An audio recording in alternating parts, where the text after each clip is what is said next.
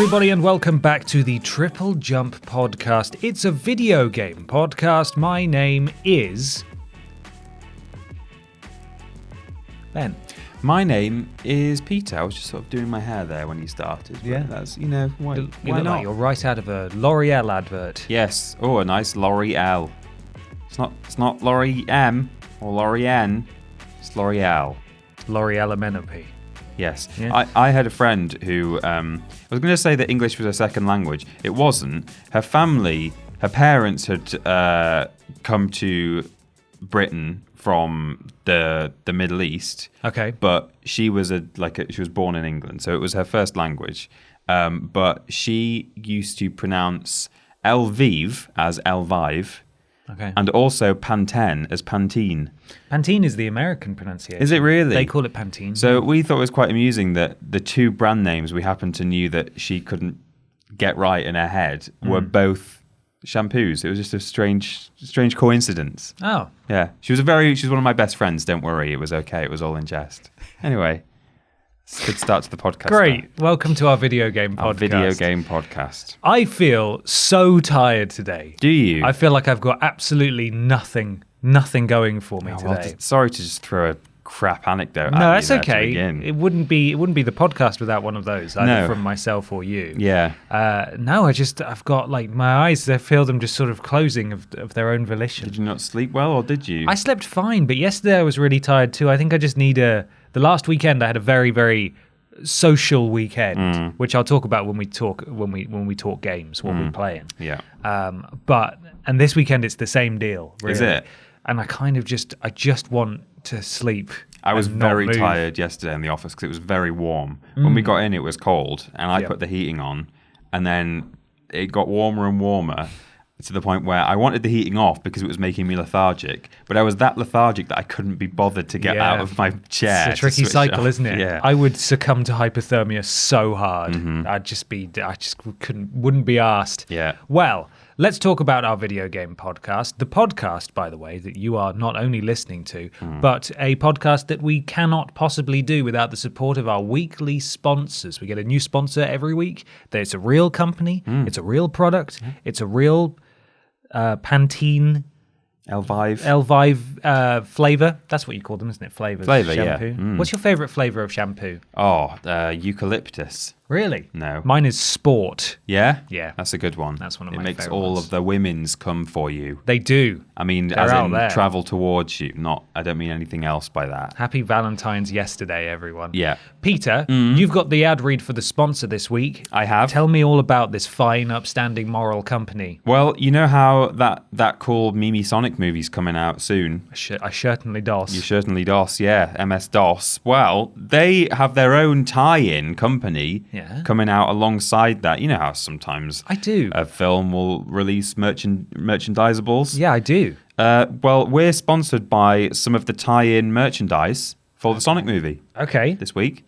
It's the Sonic brand laxatives. If when you're looking at your watch and you're like, oh, I could kind of do with having a little plops in the next sort of 10 to 15 minutes. I've got a custom mark on my watch that says plop o'clock. Yeah, so it's plop o'clock, but you're like, oh, but I need to leave immediate. I need to go in like the next 2 minutes. I must evacuate. Yeah, well, what you need to do there is evacuate your bowels very quickly so that you're able to get out of the building and head to work or whatever. We're taking an awful long run up to this to this joke. Gotta go, fast? Question mark. Gotta go fast. Okay. Do you need to go quickly? You soon? need to go quick? Soon. Do you need to in the next few moments go? Right. Have some Sonic brand laxatives. Okay. Is it a little blue pill? Yeah, it is. It comes in yellow and red as well. The yellow one's not very good. No. What does the yellow one do? Just sort of screams at you, and you sort of wish that it didn't exist. But the red one? It's really edgy. Is it? As in, it's uncomfortable when you actually have the plop. Okay, there's a lot of edges on it. There's a lot of edges. Don't know how that happens. Okay. Don't take the red one. Brilliant. I don't like any of that. No. Which is fortunate because that's a lie. Good. It's not real. It's not a real ad read. You fools. You. But it was so smooth and seamless. Well, yeah, but Yeah, that's it the was power very of the smooth. laxative, isn't Yeah. You fall for it every week. I don't know what's wrong with you. The real sponsors are, of course, our patrons over at patreon.com/Team TripleJump. There are various tiers that you can support us at. It's very much appreciated. You get access to things like Worst Games Ever 2 days early, Patreon exclusive Discord calls. Is that right? Discord exclusive Patreon calls? Patreon exclusive Discord calls. Yeah, that doesn't make sense, doesn't it? I felt like I got that wrong in my head. All sorts of other things. However, as a bare minimum, if you were to give $1 a month, you would get access to the patron zone, which is the place that I'm desperately trying to. You know that bit from Wallace and Gromit where he's putting the track in front of the train. Yeah, that's what's happening with words currently. But you've long fallen off the track. I'm already falling, but I'm still trying to build something. It's like Line Rider. Basically, if you go there and you donate $1 a month, good Line Rider reference. Thank you. I always try to keep it topical, don't we? Yeah. You'll get access to the podcast post where we ask for podcast questions. I stuck the landing. You did. I got it. You did. I well got done, there Gromit. eventually. Thank you. I don't know what you've done with the controls, but it was good. It was all over the place. Peter, please help me. We've got a question here. This is from Archers Be Cray. Sometimes Archers do be cray. They do be like that. They do sometimes be like that. Archers Be Cray says, what are both of your favourite video game movie crossovers?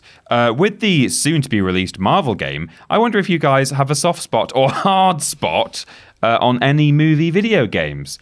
And then at this point, I'd already started to write my answer, like a SWAT at school who's not even read the full question. Right. And then right at the end it says, I always remember playing the PS2 King Kong game, which is what I'd begun to write already. You are a huge, gigantic loser. I am. You are. Don't read the last two words because I accidentally put those on there. I shuffled the questions around. I scribbled them out because I could tell. I've only just seen it. Yeah. How embarrassing. Really, really bad. Yeah. And you did this yesterday. So you were tired yesterday too. So you do have an exactly. excuse. I've got all the excuses. I'm infallible. King Kong. Peter Jackson's King Kong. The PS2 version. PJKK, yeah. Was a really good game, I think. For a movie tie-in, it was. In fact, we've got a list on our channel of 10 good movie-based video games, and this is on there. There you go. It was by Peter's favourite man, Michel Ancel. He was in charge of that. It's very there's like very minimal HUD, and even like what does occasionally appear mostly vanishes after. Like it just is there when you need it. I think like your ammo counter, and then that's it. It disappears. I think it's even letterboxed all the way through. So it's quite sort of cinematic, even though it's a first-person shooter for the most part. But you get to play as Kong as well, which is third person, and you just beat T-Rexes up and stuff like that. Beat T-Rexes up. Let me beat up T-Rexes. And there's a secret ending as well to that game. So we all know what happens at the end of King Kong. Spoilers, King Kong climbs to the top of, well, sometimes it's the Empire State Building. In older games, it was actually the World. In older films, it was the World Trade Center, right? Which he can't do anymore. No, is that the end? Is that where it just finishes? Usually, he's just on top of a building. No, well, he climbs up it, and then they ship. I wasn't done. Yes. What's going to find out in the next? Well, we'll never do a sequel. King Konged. Yeah, the sequel. He climbs up there, and then planes come and shoot him down, and he dies. That's sad. How many people did he kill by falling on them? I don't know. 6, 7, like 12. That's a lot of people. He smacks some of the planes out of the sky as well. That's even more. That's a high body count. That's really bad. But so that's like the sort of the tragedy of King Kong there at the end, and the man who's been making the film, I think he's called Denham. Denham. His famous line at the end is, "It was beauty killed the beast." Because he was like in love with the girl, and that's right. That's why he died. That's the earliest furry fanfic. It is actually, but the PS2 video game version of that film has a secret ending where you just smash a bunch of planes. Where he gets the girl. And then he gets the girl, and he decides. Actually, no, it's okay, I'll come down now. And he just climbs back down the Empire State Building. Then it kind of fades to black. And then he's back on the island, like, beating his chest. And the plane is, like, flying around going, oh, Kong, yay. So I think the idea is that he climbed down and went, sorry, everyone, sorry. Just take me home. So we've all had a drink. I'm really, these aren't trainers. I've got I've got a shirt on. I will just take me home, please. I thought you were going to say he goes to King Kong prison. Oh, and he just has to go to a big special jail. Yeah. Because he's been naughty and he's Just killed gives himself 4 up. people. He gets massive handcuffs put on him. Yeah, that's how it works. Could be it. So that's fun. Like, there's an extra ending where Kong doesn't die, which is nice and not sad. Good. I've got one. Yeah. The Lord of the Rings games. Oh, yeah. Very good. Return of the King and the Two Towers. Those games had no right to be as good as they were. Nope. They were fantastic. I don't know if both of them had co-op, but certainly I think Return of the King did. Yeah. Where you could play with a friend and you got to pick your favourite hero in any given scene. Yeah, different characters. You played through the game following the story of the film, and it would fade from sort of horrifying, blocky PS2 graphics into actual Clips from the film. clips from the movie. But you'd get points and you'd level up and be able to buy new moves and stuff. It was really, really well put together, and I was always very sad when I went back and played The Hobbit, which of course wasn't based on the films because there wasn't a Hobbit game. The Fellowship of the Ring even, actually, sorry. There was a Fellowship of the Ring game. Right, yeah, but that was not based on the movies. It was based on the book. And I was always so baffled by it. And I didn't really understand it. And I think I left it at some point. And I went downstairs to get a drink or whatever and forgot about it. And I came upstairs. And it turns out there was this, at the beginning of the game, there's apparently this real-time sort of meta game where you have to escape the Shire before the spook boys get you. Oh, yeah. Because I came back upstairs to a screen that said I'd been captured by the spook boys because I took too long to get out of the Shire. Oh, God. I was like, oh, man. Well, never return this to the library, which is where I borrowed it from. Yeah. Those 2 games are brilliant, though. The Return of the King and the Two Towers. More recently, however, the Ratchet and Clank sort of reboot, which was developed by Insomniac, was technically a movie tie-in. I suppose so, yeah. For the film. And obviously, you know, it's a bit of a tenuous one because Insomniac, obviously, Ratchet and Clank is theirs, and they basically remade the first game but made it look shiny. But it was almost indistinguishable from the film, from what I saw from the trailers, because I'm not going to go and see the film. So I think that also deserves a mention as well. I'd like to play a movie that tie-in that was good. Because I liked the first one, but it only just stands up. Like, you go back and play it and you're like, yeah, this is like a PS2 like era mascot platformer. It's just a bit wink wonk and like. Some people mad for Ratchet and Clank. I know. My friend is a huge Ratchet and Clank fan. Yeah. I think for some people it's their Spyro. Oh, Crash yeah, of Bandicoot, course. I understand same with that, Jack and Dax stuff. I can lend you it if you want to play it. Yeah, maybe. Very good. Maybe I will. So those are my choices there. I've got a couple more quick ones. Okay. Harry Potter, the PS1 yeah, that's games. a good point. You know, they look weird and stuff, but they're very charming. I like going to Diagon Alley. That was just an extra thing in there that wasn't even part of the film, where like in the middle of term, he goes with Hagrid to Diagon Alley and does some shopping and goes to Gringotts and stuff. That's fun. Super fun. You get to go on the minecart ride. Yeah, which Trouble is with the Trolley. Highly irresponsible. It is to go on that. And the music is so good as well. Jeremy Sewell. Yeah. But also Spider-Man 1, right? Now everyone talks about Spider-Man 2 because it's so good. The web swinging is great. So Spider-Man the movie, the video game. Yeah. The Sam Raimi ones. Spider-Man 2 is the one that most people talk about because objectively it's better than Spider-Man 1. Right. But I didn't have Spider-Man 2 when I was younger. I had Spider-Man 1, really liked it. The narration is done by Bruce Campbell again, like the tutorial stuff, which is really funny. Like halfway through the tutorial, he just says, "I'm off to get a ham sandwich," and then like the next time you hear from him, he like gives you some instruction, and then it finishes and goes, "Oh, too much mustard," like that. It's just so weird. But it had like loads of extra villains in it that weren't even in the movie. Like Vulture was in it, and Shocker, Scorpion was in it, and again. Best of all, a bit like King Kong. Once you've finished Spider-Man 1 all the way through, you then unlock Harry Osborn's Green Goblin, not Norman Osborn's Green Goblin, which everyone always corrects me on whenever I mention this in a list. They're like, actually, it's Norman Osborn in Spider-Man 1. No, it's not. It's set after the film, after he's died, right? Right. Norman takes up the goblin cowl. The Gobbers. But he doesn't become the Gobbers until, is it Spider-Man 3? No, it's non-canon like this. Oh, right. This campaign. They didn't know it was going to go that No. way in the films. They just thought this will be fun. But it's set after Norman's death, and Harry puts on the suit, gets the glider, and is investigating Norman's death. And you play through all of the same levels you played through originally, but they've just redubbed a load of the dialogue to like retroactively make a whole new story where he's like investigating past events that like happened, and that's why he's gone back to these locations. And you would fly around on the glider and like throw bombs at people and stuff. There's this whole extra character with completely different mechanics. You get to play as Frames Janko. Yeah, I don't know. I don't understand. James Franco. Yes, you do. You do get to play. I wonder if it's voiced by him, because Tobey Maguire did the voice for that game. Hey, everyone. Pizza time. Pizza time. It's a shame he's gone from the universe. It is. I looked him up recently, try and find out why.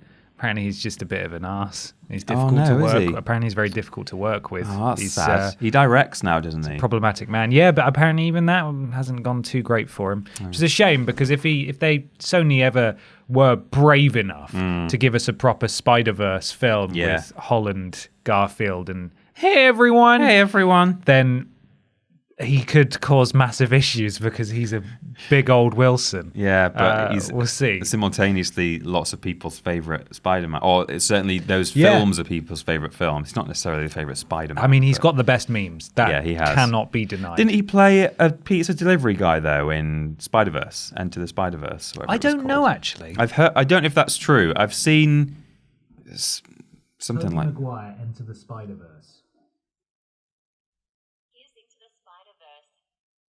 Not giving me any information. I think he didn't actually play one of the Spider-Men, but he played a pizza delivery guy. I don't think he said pizza time, but pizza time. Pizza time. It's pizza time. Go! You know, his pizza delivery man. Do you not know that meme? No, I've not seen that bit. There's the bit where he tells them, like, you know, deliver these pizzas, and he goes, oh yeah, sure, and then sort of pauses, and then the guy goes, go! And people have like also just taken that. Just the entire any reference just to anything pizza in that film. It's so good. Yeah. There was a meme I know that we're way off topic, and it's only question one. It's Yeah. been 20 I know, minutes. It's insane. There was a video that I saw recently that just absolutely destroyed me, and I'll have to try and find it so I can send it to you. And it's a clip from Into the Spider-Verse, or Enter the Spider-Verse, or Become the Spider-Verse, or whatever it's called, Spider-Verse. Yeah. Where all the characters are in the same room, all the Spideys, and then all their senses start going off. And they turn around to face the door, and someone's edited it so that when the door opens, it's him arriving late for the dinner party. And he just goes, "Hey, everyone!" Oh yeah, I've seen that. So good. I've seen that. So good. Oh, and then there's the time he chows down on that hot dog when he just watches the police car go past, and he looks, and then he just goes. So everything he does. Brilliant. The dance. It's so overacted. Yeah. There's the bit with Mary Jane where she's holding on to him for dear life while he's swinging, and actually, if you look closely, it's just a mannequin of Spider-Man. Oh, yeah. She's just holding on to a mannequin. He's just completely stiff. Absolutely motionless. Yeah. Brilliant. What a phenomenal set of films. I'm something of a scientist myself. Yeah. Speaking of which, let's get through what we playing as fast as we can.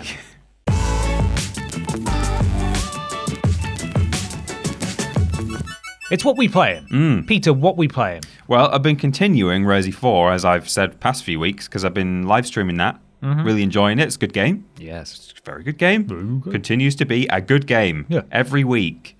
But also this week, I've actually gone back to Crash Bandicoot 2 on the Insane Trilogy. Oh. Because it turns out I've not platinumed that, and I thought I had.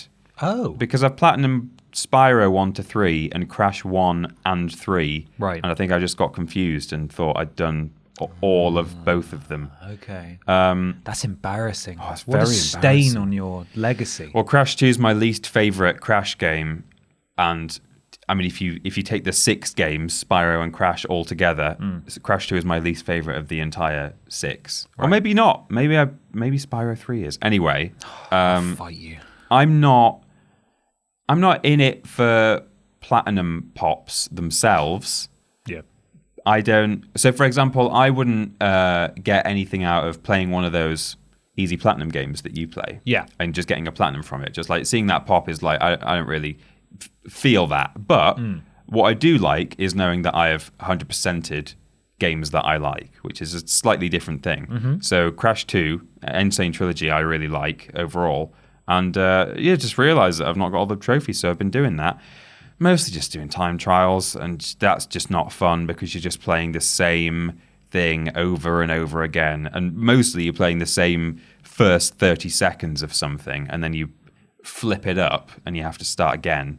But there were a couple that I hadn't got that I was sure I had, but there's one where, like, in the warp room of Crash 2, there's that level Bear It with the little polar bear, and he's waiting outside the portal, and you have to jump on his head like 10 times. And when you do that, like, loads of lives come out of him. Oh. And you just get loads of lives, and there's Do a you trophy kill it? for that. No, you don't. Oh. But he sort of goes, ah! Oh, I don't like that. Yeah, it's horrible. But you get a trophy for that. It's just called a helping paw, maybe, or some stupid. Oh my God, Bearicide. Yeah, probably. So yeah, just been mopping up a few trophies in Crash 2 mostly. Yeah. How about you? Swallow. Good. I finished my drink. So have you got it yet? The Got what? platinum. No, You're still I've not. working towards it. Still working on it, mate. Okay, gotcha. I had my brothers and sisters up to visit last weekend, which was a non-stop party fun thrill ride. I bet it was. From beginning on Thursday night to end on Monday morning. You got a door pizza. I did get a door pizza, a pizza that wouldn't fit through the door. Yeah, you had to hold the box diagonally. I actually did. It was the man had to collapse, or woman, it was a man, had to collapse the back seats in his car. Oh my God. To deliver it. And he said, I think what you need to do, rather than holding it on the sides, is support it in the middle on the top and the bottom. Because it's sagging Because with weight it's, and grease. Yes. So I did have to sort of, it was like that bit from the Mr. Bean film where he's pretending he's pushing a trolley, but it's a work of art under a sheet. And when he goes goes past people in the corridor, he has to tilt it sideways. Have a trolley. Yeah. He meets another trolley down the corridor, yeah. So it was a bit like that. It would not fit through a door. It was a 30-inch pizza. It was astonishing, and I will do it again to my poor body. So a lot of party games were on the menu, including some PlayLink stuff. Good. Played Frantics, which is a fun little collection of mini games. I think we played that on Vidiots. Played That's You. Played Gang Beasts. I pulled off the sickest elimination in Gang Beasts, my dude. Did you? I did a running drop kick. I've never been able to do a running drop kick before, or knock anyone out in that game using any kind of kick. Why didn't you share it on your social medias? I've got it saved. I've got the clip saved. I may do that. It was on top of the blimp level, and I just ran around in a circle, jumped, and just drop kicked them right off the edge. It was beautiful. Wow. So good. Crash Team Racing, of course, wasn't even a competition. No, Although, of course not. when I started it up, I had to agree to 70 pages of license agreements again, which was really fun. So thank you, Activision. Fantastic. Presumably agreeing that they could charge me for Wumpa coins and all sorts of other stuff like that, which is fun. Man of Medan. Did a playthrough of Man of Medan. Oh, yeah.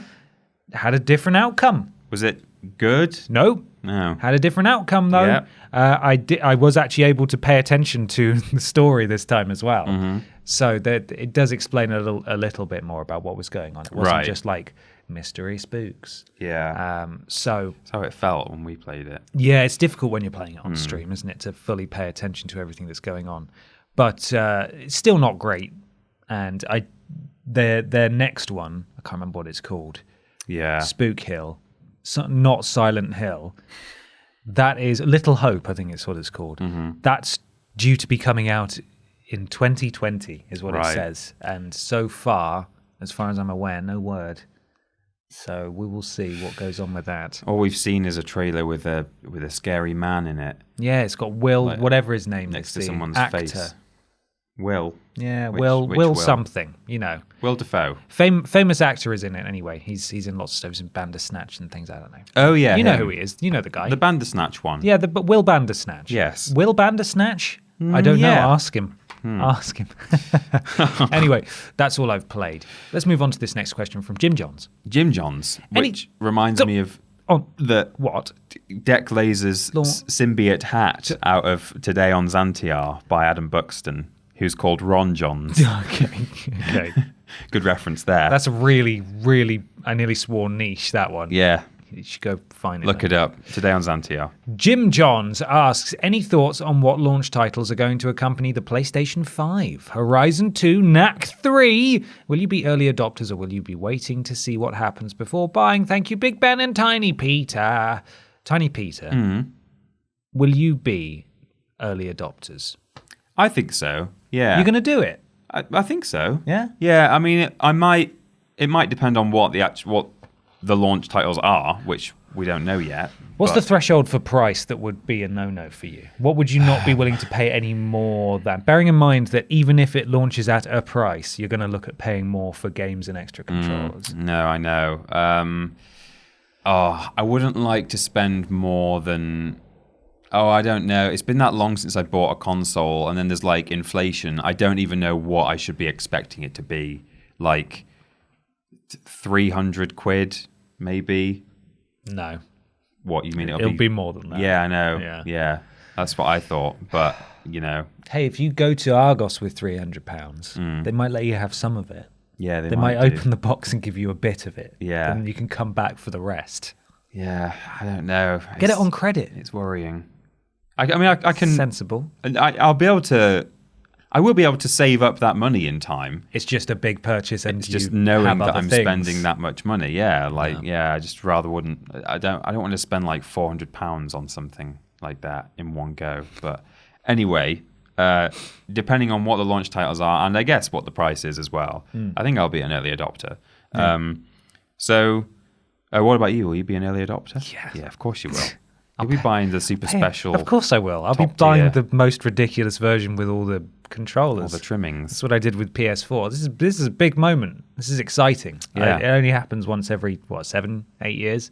Yeah. I'm on board. I'll do it. I'm ready. This is what I haven't had. I've had the same car, Peter, for nearly a decade, and it keeps not working, and I keep making it work again, and it limps on. Yeah. This is what I spend my money on. This is what I choose to spend my money on. But a new car is a lot more than the cost of a new console. It absolutely is. So. But what I mean is that if I could save money and put it towards something very practical, but this is, as far as I'm concerned, I don't need a car with working air conditioning or wheels that stay on. Right. Or starts reliably. Yeah. I'd rather have a car that works quite well.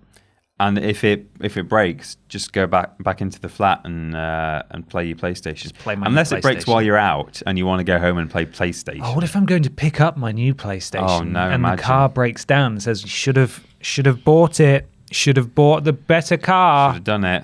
Launch titles, though. Launch titles. I mean, straight off the bat, there'll be some games that are coming out before the PS5 that will surely be available at launch on PS5. The Last of Us Part 2, Cyberpunk, others, Resi 3 is coming out before then, isn't it? Yeah. Yeah. I've got to break it down.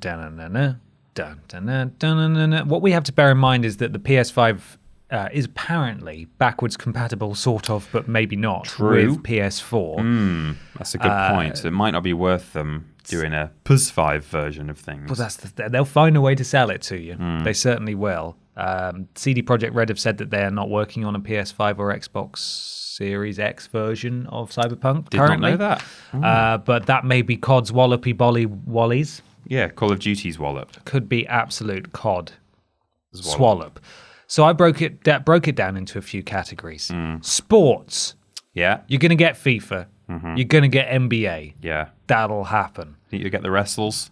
2K? Do you think it might work yet? Man, if they take a year off, which they really should, we'll see.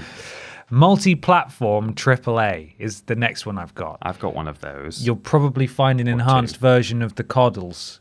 Yeah. Of the arse creams. The Assassin's Creams. Yeah. And whatever the big one is, maybe the Division, not the Division, Watch Dogs. Well, I maybe wonder Watch if Dogs. there might be a new version of the Arse Creams. What if Assassin's Creed Valhalla comes out as a launch title? Well, that's what I mean. Oh, right, yeah. You'll probably, whatever the big multi-platform AAA game is from the big companies, like maybe EA stealth release a third Battlefront game this year without anyone expecting it. They announce it and turn it round, and it's on PS4 and PS5 and Xbox Series X and so on. When you said enhanced, I thought you meant like Origins, but no, I mean either they come out before earlier in the year and then they're like, here's the full version with the season pass in it, and it's just the same. It's identical, really. Or it comes out at the same time. Yeah. I mean, it was 2017 when Origins came out. They used to churn those games out once a year, and then they said, we're not going to do that anymore. There was Odyssey last year. Was it 2018? No, 2018 wasn't last year, was it? Origins. Jesus. Assassin's Creed Origins. Yeah, and then they did Odyssey, which was the Greek one. Yeah, no, I totally forgot about the Greek one. I was thinking about the Egyptian one. That was 2018, was it? I must say, when I looked this up, and I was like, when was the most... Because I was thinking, when was the most... Assassin's Creed Odyssey. I was thinking, when was the most Assassin's Creed Odyssey? Great. Let's find out. Oh. I was thinking, when was the most recent Assassin's Creed game? And I was like, oh, well, that was the Egyptian one, wasn't it? And I looked up when that came out, and that was 2017. I totally forgot about Odyssey. But yeah. Because I didn't play them, that's why. 2018. So it has been. Okay. It will have been a couple of years. So it still will have been, a couple of years. Well, there you go. So I think that will probably be on there. Yeah. Yeah. I've also got here remaster, quote unquote. You're looking at The Last of Us 2. You're looking at Death Stranding. Yeah. You're looking at the Hideo Kojima uncut edition of Death Stranding. Hideous Kojima. Yeah, something like that. Something weird. Some justification, like there was The Last of Us. I think it was just The Last of Us Remastered, actually, is what they called it. Mm-hmm. Even though it came out sort of 7 months later. Right. So they will find ways of re-releasing probably PS4 exclusives again on PS5. Spider-Man Ultimate Edition with all the DLC, but now on PS5 with no loading times, which was their big showcase, was that Spider-Man they could travel to any part of the map and there would be no loading. God, that would be nice. It would just skip the loading times when you fast traveled. So that'll probably happen. And then, of course, you've got your big exclusive. I think you'll only get one at launch. I think that will either be Horizon 2, as a lot of people are suggesting, or maybe even a Killzone game, because we had one last generation, and I'm not a huge Killzone fan, but it's big enough, isn't it? Yeah, people like it. I think, Horizon 2 is probably the best shout there for the big exclusive, but also out there, which wouldn't be exclusive, presumably, bit of a wild card idea. Yeah. Starfield. When's that going to come out? Because God. Now that's been in the works forever since consoles began. Yes. But I know at the end of 2019, some outlets were saying the earliest we could possibly expect Starfield is 2020. Now, that doesn't necessarily mean it's going to come out in 2020. Yeah. It could come out in 2022 for all we know. They just saw the Outer Worlds and ran for the hills. Yeah, but what I do know is that Bethesda have said that it's their next game. They've confirmed that it is their next game. And also that they're doing that, I mean, by definition of it being their next game, they're doing it before the next Elder Scrolls game. Right. Which they've teased already. And I'm sure that's not coming out for 5 years or more. But, if they want to release the next Elder Scrolls game within a respectable time limit that it was worth them teasing it in the first place, so, the next 5 or 6 years, they've got to get Starfield in before then, if they're true to their word. So possibly in the next year, if they've been working on it. They'll probably have their own E3 conference again this year. They can't talk about Doom anymore. They can't talk about Wolfenstein Youngblood anymore. They will talk about Fallout 76 They will again. talk about Fallout 76, and they'll act like, because they didn't really apologize they didn't apologize last year at all. They didn't. They just said, whoops. We got some. They said, "Whoops, we got some things wrong," and then it's been another disastrous year. But because they've already addressed it, they'll pretend like the last year's been the biggest success story ever. Especially as we got the Wastelanders update coming soon as well, which is adding NPCs back in. So they'll have to talk about something. Maybe it's that. Maybe they'll confirm that the Elder Scrolls 7, right? 6. Skyrim was 5. 5, right. Yeah. Elder Scrolls 7 sounded weird. It didn't sound right. Elder Scrolls 6 is set in Portsmouth, perhaps. Oh, Who's to say? that would be nice. Or the Shire. Maybe we're just crossing the streams. Who even knows? Look out for that mini game at the start where the ghost riders where can the get spook you. boys chase you while you go down and have. What have you had for your tea? Well, I've not been chased by spook riders. I'll tell you that. Apples and chips.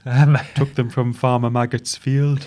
What if Starfield is a ruse and it's actually their much needed new engine that they've just been dedicating time and resources to over the last few years? It's just called the Starfield engine. Exactly. Yeah. And like we can do anything in this. Watch this. Fallout and in-game, 77. they drop an apple and it just falls through the floor and it crashes. They just do a demo and it just blue screens. And Yeah. Whoops. They go into a building, there's just plant leaves poking through the wall and stuff. Yeah. Amazing. And 1,000 cheese wheels. I don't know. I don't even know. We know absolutely nothing about Starfield, but if they were going to have like a huge blowout, it would be at E3. So it's possible. Even if they just show it off and say, well, it's not coming out on the launch, but it's coming out soon. Be excited. Do it.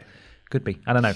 But that's you got any more? No, that's you got it. any more launch titles? But I think that's the general gist. I think it's going to be a fairly standard launch lineup. You got your multi-platform AAA games, you got your remasters, your sports games, one big exclusive, and the only wrinkle here is that it's sort of backwards compatible. And I only say sort of backwards compatible because apparently in some investors' call, Yves Guillemot, our favourite tiny Frenchman who runs Ubisoft, And he's obsessed with streaming games now. He's an oddball, that fellow. Yeah. I think it was him who was saying that the Division 2, like they were making... He said something that suggested that it wouldn't be playable on PS5. Right. Which obviously raises all sorts of questions about, well, what does backwards compatibility mean then? Why If that doesn't it just have an emulator on it that can play anything? If that doesn't work. So I think that's the wrinkle here. In terms of what you may or may not see re-released. But who's to say at this point? I'm sure we'll learn more over the coming months. Oh, Eve. He just wants you to buy it on Stadia. Please keep buying Stadias. Yeah. Oh dear, poor Stadia. Peter, it's time for something especially strange. It is. I jumped the gun. I got my phone out earlier. I saw it. The You got your teacher weird was like, news. put that away. Put that away. We do not need your phones here, Peter Austin. It's time for weird news.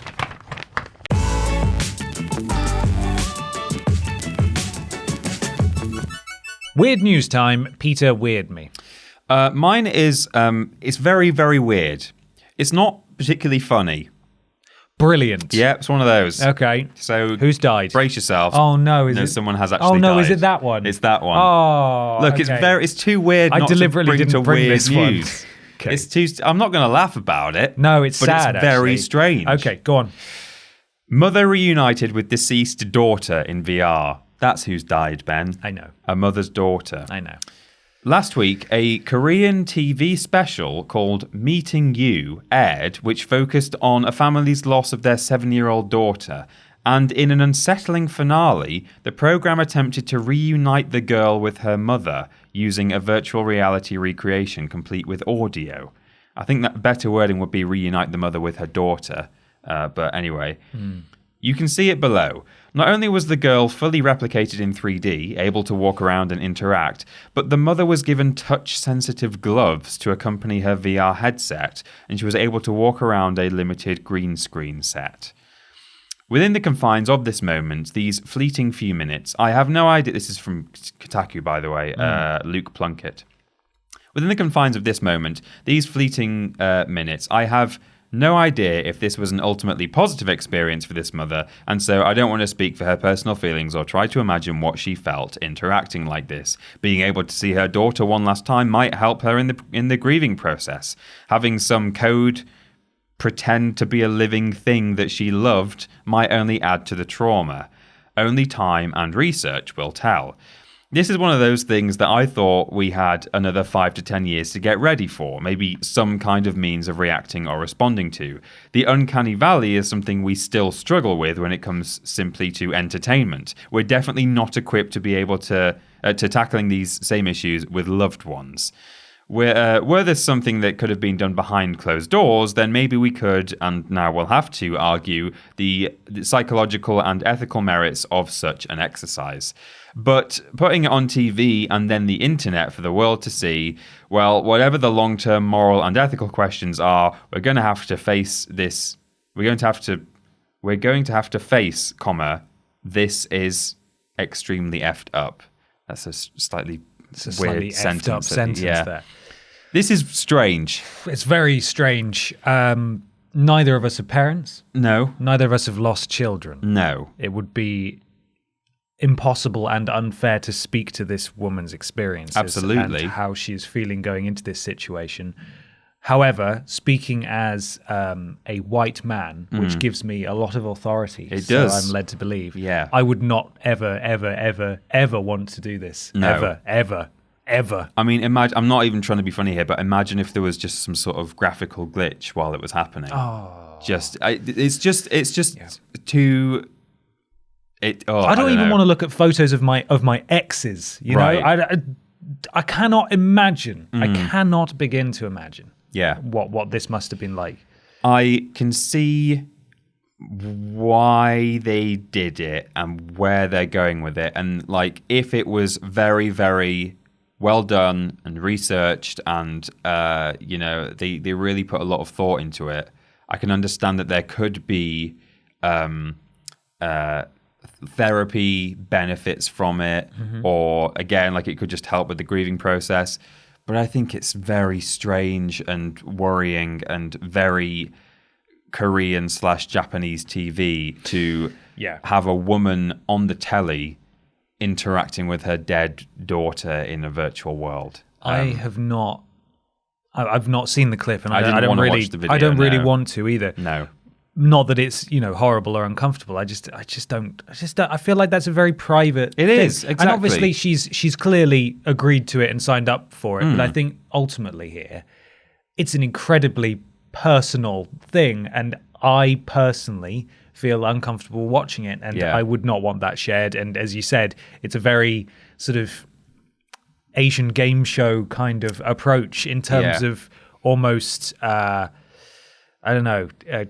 gamifying grief in this sort of weird way. And as I said, we don't know what she's Hopefully going it was through. very helpful. But It may have been helpful. We don't know how she found it. Nobody seems to have. I've heard this story reported on all over the place, but nobody seems to have actually gone the extra mile to find out how it was for her. It was just, there's no way of knowing because they just want to report the weird story. Yeah. I'm not saying you're complicit in that because you're just reading aloud somebody else's story. Right. But that seems to be the general thing, is that nobody is actually finding out what it meant to this woman. Well, I think they're just everyone's saying, isn't it a bit weird? Well, yeah, I don't think anyone wants to delve. If, like you say, it's a very private thing. Yeah. I didn't even want to watch the video of her doing it, let alone if I was a journalist, I wouldn't want to get in touch with the woman and be like, how was it? Tell me about it. She's lost her daughter, terrible thing. And, I reiterate, I brought this story along because this section is called Weird News, not funny weird news. No, it definitely. usually is funny weird news. This one isn't. We'll get to some of that in a minute. We will. I just assumed that at the end of the TV show, they would talk to her and ask, interview her and ask her how it was. But it seems nobody who speaks, the dialect or the language, the local language, is able to has done that. Yeah. So I would be very interested to know how she found it, but I wouldn't want to do it. No, I would not want to do that. I think they do use VR now for certain kinds of like therapy and maybe even physio treatment as well. So you can see where like the lines came from when they were coming up with this as an idea. But it's just a very unusual thing. And also when we say we wouldn't want to do it, this, I think when I had a look at this, it said that there was, a dedicated team working on it for the better part of a year. Oh yeah, to recreate this. So it's never going to be easily accessible. No. There's a minute chance that we'd ever even be in a position to turn it down, full stop. But as this woman has done it, I don't know. I don't know how I feel about it. Yeah. I hope it helped. I hope it helped. Me too. Very strange though. How'd you fancy following that with something really funny? God, Okay, let's go to Kotaku again. Okay. This is Red Dead Redemption 2. You may remember I brought it up very briefly a few weeks ago about how hackers had made their way into the PC version and had started doing strange things. Hackers are dropping violent two-headed skeletons into Red Dead Online. Yes, they are. Yeah. This is from Zach Zweissen. I've like you with the VR story. I've seen this reported, but I haven't read exactly what it entails. All I know is that headline. Well, here with that double headline. Yeah, all right? treat me. It's not Halloween, but already Red Dead Online is hang on. But already Red Dead Online is already getting spooky. Kotaku, what is happening? Is getting spooky thanks to hackers who are releasing two-headed skeletons into online sessions. Two-headed. These aggressive skeletons have started popping up in random places over the last few days, surprising and attacking unsuspecting players. First reported by VG247, you can also find Red Dead Online players sharing stories, photos, and videos of these evil skeletons on Reddit, Twitter, and Steam forums. They seem to pop out of nowhere and then chase nearby players, attacking them with punches and kicks. Some players claim these skeletons are impervious to bullets. Oh, God. The skeletons aren't an official Rockstar event or part of some secret update. Instead, players on PC seem to be encountering hackers who are getting creative with how they troll players. I'm glad that Kotaku included that. Now, these two-headed violent skeletons that are appearing out of nowhere, not officially they weren't included endorsed by Rockstar.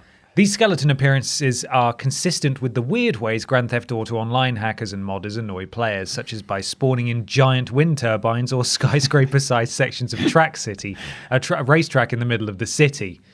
This two-headed skeleton isn't an original modded creation. In fact, it has been in the game since launch. It can be found in the wreckage of a traveling circus freak show, where someone with two heads seemingly became trapped and died. I wondered why that was, yeah. All that remains in the game is their skeleton, the same skeleton model that is now being used to attack random players. I wonder if they chose that deliberately or if there was just a quirk in the code that meant that is the thing that happens to be spawned. You would choose the two-headed skeleton definitely deliberately wouldn't if you? you could. If you encounter a two-headed skeleton in Red Dead Online, get your lasso out and hog-tie it, then drop it off a waterfall or into a lake. Or find a new session that isn't infested with hackers. There we go. There's the the weird Red Dead update news. It's amazing. Did you also see that Pokemon Home, which is finally out now as an app, people were going through the files, the Android files, and they found that in the files somewhere is a GIF of a woman dancing.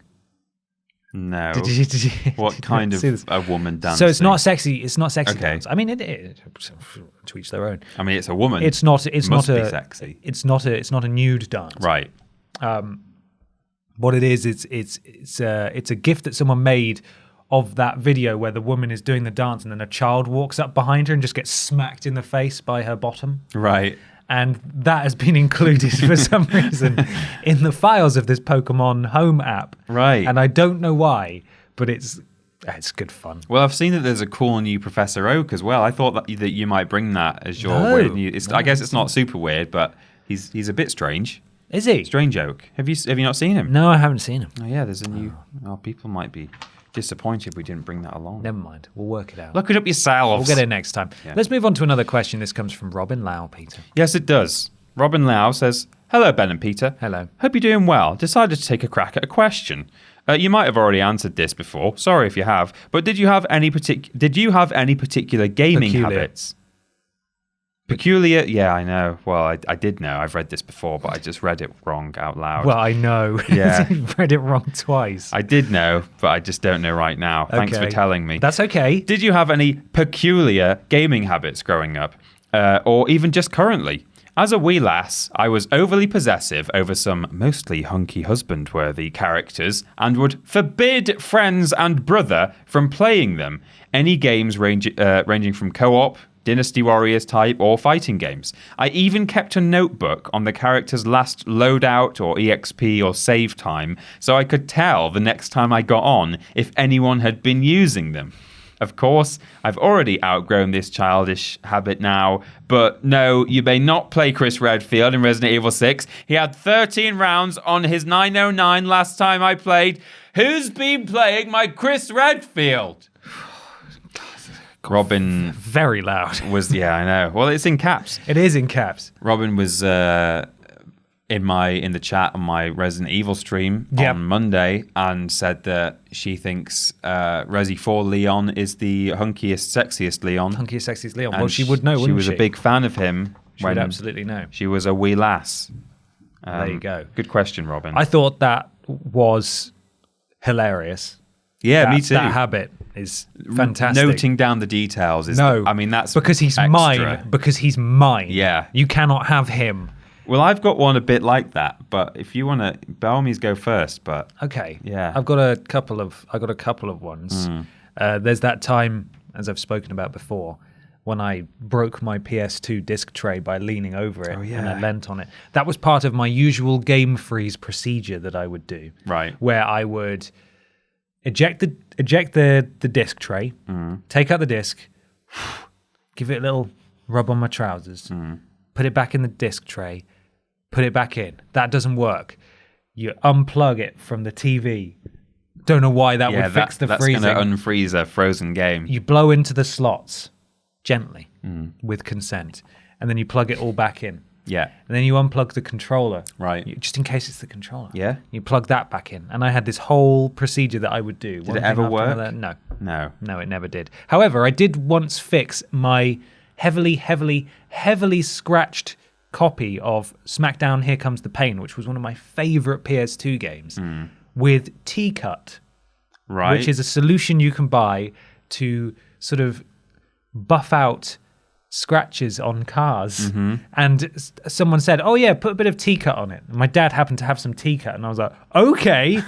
And it worked. Wow. And it still works now, and it used to freeze all the time. And then as soon as I rubbed T-Cut onto this disc, it worked. God. So there's something to be said for that. The other one is from Spyro 3, Year of the Dragon. After every sort of tough level or like big boss fight, I'd bring him back to Sunrise Springs, the first hub world, and I'd take him for a little paddle in the stream. Yeah, I remember you telling me that. And I'd used to take him for a little paddle in the stream after, because he'd earned it. Yeah. The fictional video game character had earned a nice little break in the stream, little swim. So that was something that I used to do. I've got one a bit like that me and my siblings used to do in Spyro 1. In Dark Hollow, there's this little staircase. It's only got like 4 steps that you go up, and it's near the end of the level. You climb up this staircase, and then the exit's there. But at the bottom of this staircase, there's 2 little wooden pyres, little stacks of firewood. And if you flame them, they light on fire either side of the staircase, and the lighting changes when you do it. It's all like baked in, but it changes the texture of the lighting around it. Right. And nowhere else in the game are there lightable fires. It's just a weird thing in Dark Hollow where there's 2 either side of the staircase. And I don't know who named it out of me and my siblings when we were all in like around 7 years old, but it was called the Staircase of Glory. Oh, right? Wow. And you do not go up that staircase without lighting the Staircase of Glory. No, you don't. Don't Otherwise you dare. It's bad luck. Yeah. And I don't think in my the sort of dozens and dozens of times I've played through Spyro 1, I don't think I've ever gone up that staircase without lighting those fires. Was that the Staircase of Glory? The Staircase of Glory, yeah. Wow. On the subject of very young me and my siblings having strange things going on with games, my sister's first ever game that was bought for her was from an aunt who'd bought her a copy of A Bug's Life on PS1.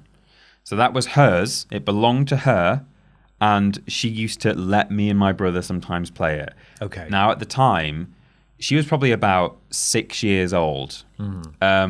And in this game, when you're playing it on PS1 out of an old CRT telly, you can't really hear the dialogue sometimes.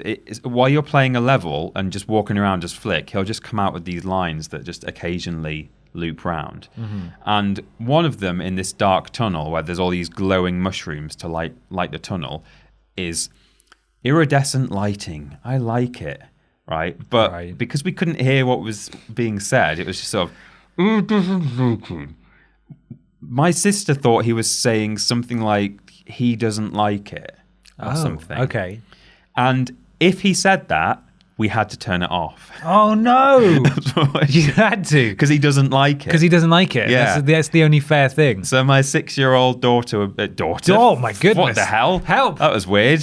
My 6-year-old sister That's would. The word. I'm tired too.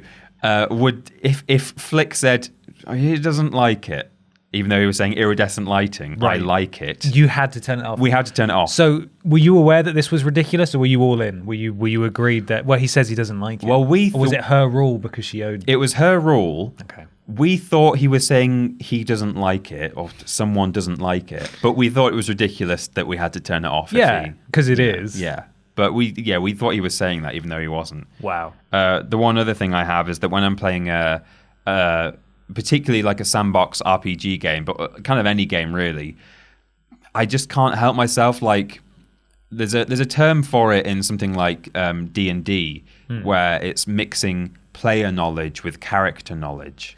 Okay. So it's the idea that, like, say in a game, there's a bit where you have to walk down a corridor and then a cutscene plays where the door slams down and you're like, oh, I can't go this way. I'll have to go that horrible way that, you know. If I'm playing that game for like the 10th time and I could just go the horrible way straight away, I will never do that. Because he doesn't know.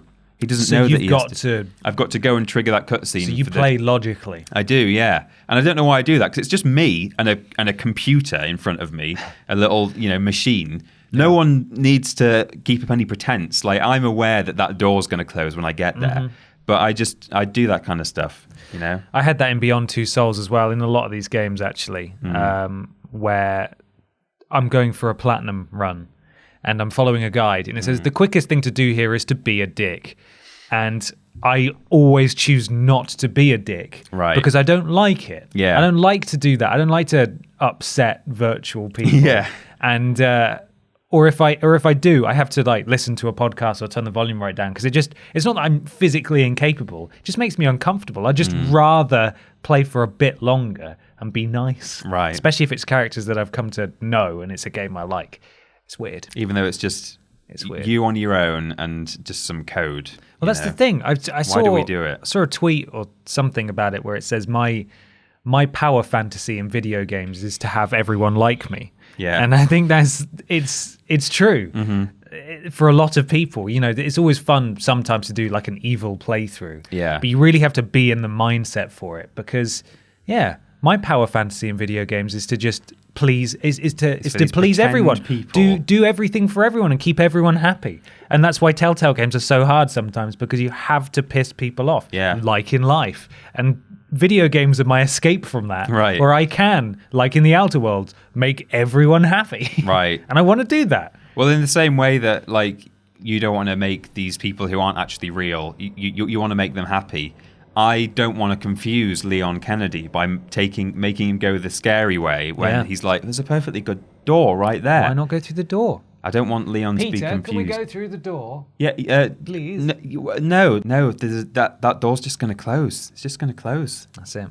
But you can't. You've got to let him. He would wonder how I knew that. You've got to let him. He would not believe that I find out. Could tell the future like that for himself. Yeah, Peter. It's time to move on to a big discussion. Are you ready? It's time for the big discussion.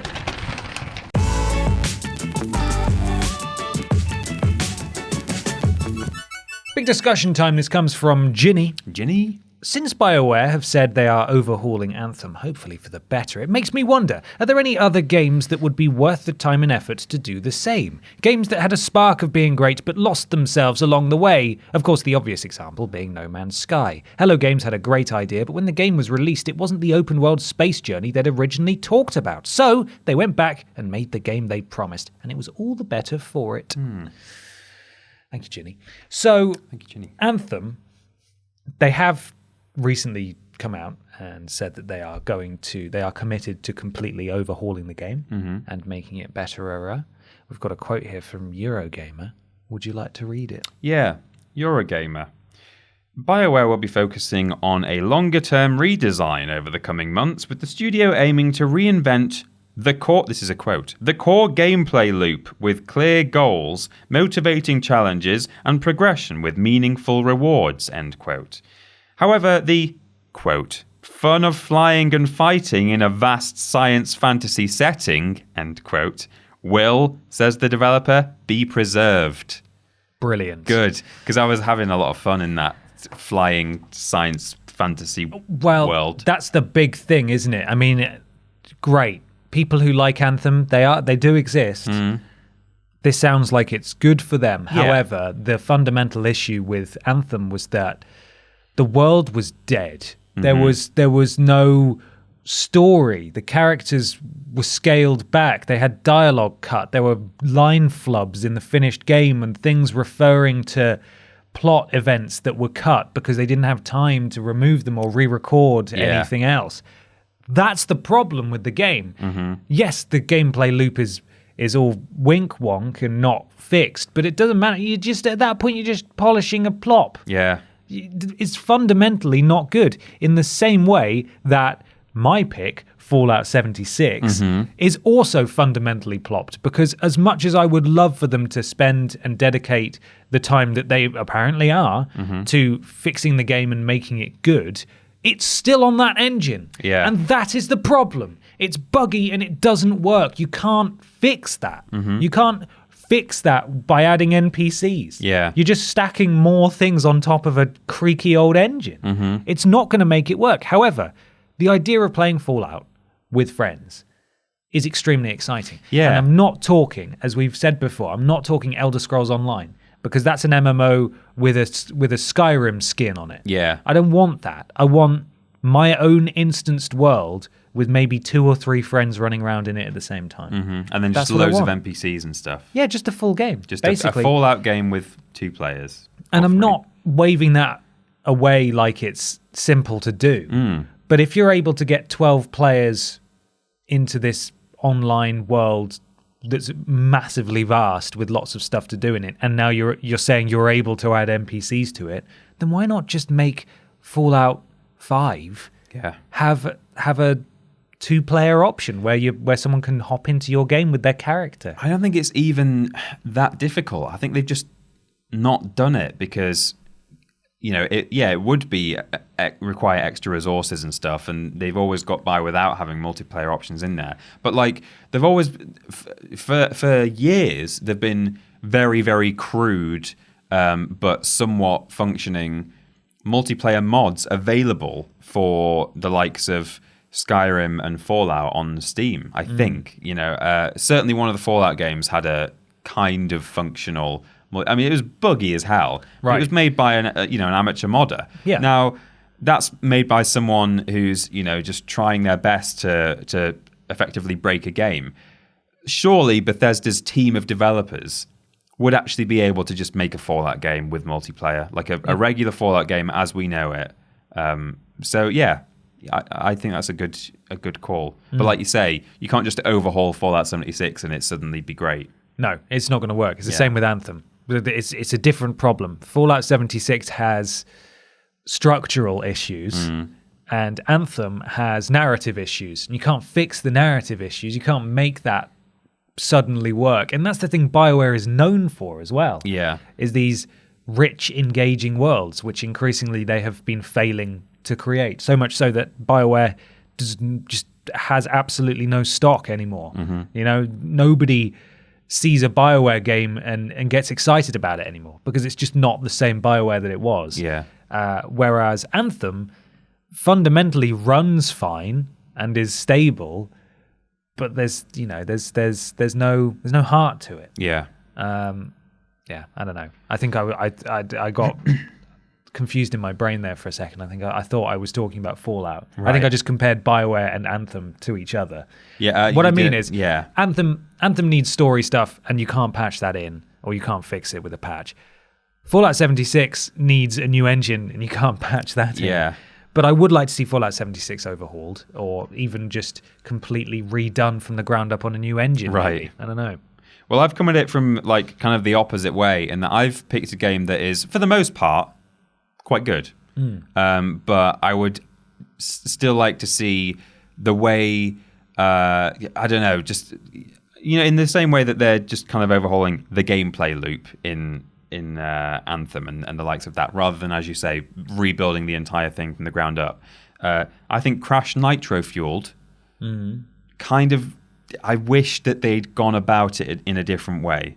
You know, it plays very well, it looks very good, but you know, the way that they did the Grand Prix, and I'm not here to complain about the microtransactions, although that's obviously a big problem, but just the absolute grind going on in that game just resulted in me getting burnt out on it like within a few months, which was a shame because I really enjoyed it at the time. And yesterday a video shuffled on my YouTube which was some nitro fueled stuff, and I watched it and went, oh yeah, that was a fun game to play. I was watching someone like power sliding around a corner and going, oh yeah, like timing the boosts and stuff. And I kind of resent the fact that it pushed me away by making me sad and tired with it. And what I think they should have done is brought out the sort of Grand Prix content that they've been bringing out, but split it up, made it slightly more frequent, but also easier to unlock. So I think instead of every 4 or 5 weeks bringing out a big pack of loads of stuff, but then kind of forcing you to grind all of that within the month, what they should have done is every 2 or 3 weeks, they could have brought out a new track or a new character. And actually, if you look at how much they brought out, if you imagine just doing one of those at a time, that would have lasted them a long time. Instead of bringing out like 3 characters and a track all in one go every 4 weeks, you know, if they just divvied it up, they could have had a new track or a new character, which is always exciting, and just had you try and unlock that in a couple of weeks by not having to grind so much. Yeah. Just set the bar lower, you know, so that you don't have to just sit there and play a load of stuff that you don't actually want to play. They shouldn't have made multiplayer have massive bonuses in terms of like multipliers, because it's not fun to play that multiplayer game. No. Either that, or they should have done proper matchmaking so that it knows how good you are and it matches people up. So there's just kind of a load of almost kind of backstage, behind the scenes aspects. Quality of life. Yeah, quality of life stuff that I would love to see completely rehashed. I think, you know, as I say, I think it looks great and it plays great for the most part in terms of the actual, you know, the handling and so on. So that's all fine. I don't think they need to mess with that, but it would just be nice if it hadn't just made me. It was like a very sickly piece of cake or something. You know, I enjoyed it and then I really didn't enjoy it. No, I agree. Yeah. I think they could have done that a lot better. There were different things they could have done for sure. Yeah. But it is possible. You know, it is possible to take something and completely rework it. You look at Final Fantasy 14, A Realm Reborn. That game came out, got trashed, got taken away again, and they completely remade it from the ground up. Yeah. And it's still going now. It made it from PS3 to PS4, and it's probably going to make it onto PS5 as well. It is possible if the companies are willing to put the time in. But, you know, while Final Fantasy 14 or A Realm Reborn was a complete, you know, from scratch overhaul, No Man's Sky, I was about to say, Ginny's example is a good one as well. Is proof that you can iterate on something. The thing that No Man's Sky had, though, it's in a different situation to Fallout 76 and certainly Anthem, in that it was fundamentally fine. It just wasn't what people they massively were advertised. overpromised. Exactly. So they've been adding features, and that's been the way that they can go about it, whereas Anthem has narrative issues, Fallout 76 has structural issues. Crash Team Racing they could completely rehaul, but they won't, because it's Activision and they want your money, please. Oh yeah, and loads of people are still playing it, I'm sure. But they probably are. They probably are. But I would, you know, I wish Fallout. I played a lot of Fallout 76, so much Fallout 76, and it should and it could and should have been better, and it would have been night and day better if it actually ran properly. Yeah, it still would have been weird. It still would have been a weird half-step Fallout game with no NPCs. But if it worked, it just works. Yeah. Then that should be a bare minimum requirement, full stop. Stop releasing games on this engine. Are you excited for Starfield on an updated, modified version of our creation engine? No, don't. Just take a couple of years and don't make any games. Make an engine. You look at Dreams. Yeah. They've been building an engine for about 4 or 5 years now that anyone can use to make games. Yeah. And make amazing games. It's not even out yet properly, and it's there's. I think it is tomorrow. Well, yesterday. Yeah. Is that yesterday? Yeah. The stuff that has even been shown off in the beta period, it's just incredible. It's crazy. So I can't wait for that to come out. It's soon at time of recording. Certainly is. Valentine's Day, in fact, is when it came out. Yeah. So, what do you guys think? Is there a particular game that you would have liked to have seen be better or be iterated on and improved? And how would you do that? Let us know. Let us know. Do. Let us know. Let us know. Let her snow. Oh, the weather outside is frightful. But the fire is so delightful.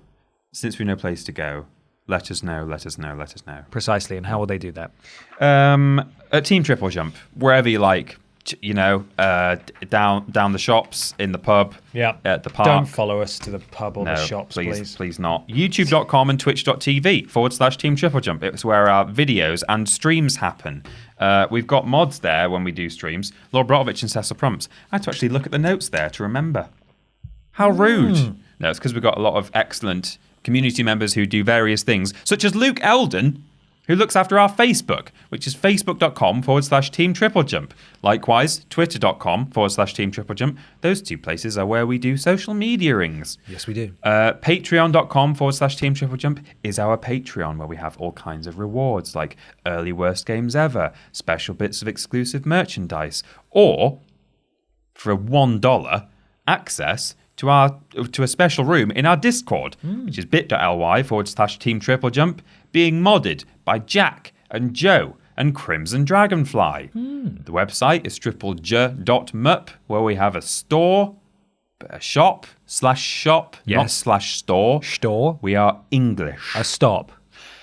And the podcast, if you want an audio version, because you're watching on the YouTubes, it's play.acast.com/s/TripleJump. Fantastic. If you'd like to follow us on Instagram, you can at @ThatPeterAustin, @BenPotter20, and on Twitter @ThatPeterAustin and @confused_dude. We do lists every Tuesday and Thursday, streams every Monday, Tuesday and Thursday, Monday and Tuesday being solo streams on Twitch, Thursday being the joint stream, Blaze It, on YouTube. Worst Games is fortnightly, Friday for patrons, Sunday for everyone else. It's not Worst Games Ever week. That'll be next week. It will. The podcast is every Saturday, and we do shows every other week. Please leave us a review on iTunes, etc. It helps. Something to do with algorithms. There were a couple of things out this week, Peter. Yeah, I was about to say we did a Valentine's main menu yesterday at time of podcast release on Friday. That was fun, wasn't it? Sure it was. A fun one. We also. What else did we do this week? We did a Valentine's list. We did. The hunkiest, the 15 sexiest hunky sexy boys of 2019. Video game. Yeah, not just just in general. Otherwise, it's not just us. Would be all the slots. All 15. That was it's a format we've done once before on TripleJump and once before at What Culture as well. Yes. Yeah. And it's sort of an annual thing now, isn't it? It is. Although the reaction this year was not mixed, but certainly we've got people who weren't viewing last year who were like, "Oh, SJWs because you didn't do one about women." Yeah, there were actual comments saying, "Wow, I see that you're not going to be doing. I bet you won't do one about women because you're SJW cucks." Well, you do one about women. Yeah. We'll see how that goes down. Yeah, coward. 15 sexiest women. Yeah, can you imagine? And just there were comments. It's a joke list. It is. Yeah, we put like a car. A plane and a lion in it from spoilers from Planet Zoo. Robots. Yeah, and even the people who weren't saying like, "Oh, I bet you won't do one for women," were just asking like genuinely like, "Oh, so are you going to do a women one soon?" No, we're it's not. a joke list. Yeah, it's a joke list. It's an annual joke list. Really weird. For goodness sake, please go and watch it. It's available now. I think it's really funny and really well put together. So it's on the channel now. Please go and watch it. So divisive that format because some people really get it and last year's one went down really well. There were people when I mentioned in my stream that was coming out. People in the chat were going, "Oh my god, yes! I really love that list." And then you get the other people. You get people who are just being ironically snowflakes about it and calling you an SJW which is now a banned word on the channel. Ironically, or unironically. Well, I suppose in both senses. Yeah. It's they're unironically calling us SJWs while themselves being snowflakes. It's ironic. And it's ironic that they're calling us yeah. snowflakes while, anyway. No, they're calling us SJWs while themselves being triggered by something very, very simple. Oh, the internet's fun, isn't it? Either way, I think that list is really good and it's meant to be really funny, and it is funny. And please go and watch it. Do. Peter, who's the sponsor? When you need to plop, but you're going to work and you've got to plop in the next 2 minutes. Don't forget to have. Let me just check my notes. Check my notes. Sonic brand laxatives. Gotta go fast. Fast? Yeah, well, it depends on. Yeah, it's. Do you have to go fast? Yes. Gotta go. And these will fast. make you go fast. The question mark is optional. Cool. Here's the song. Thanks for watching, everybody, and listening. See you later. Bye.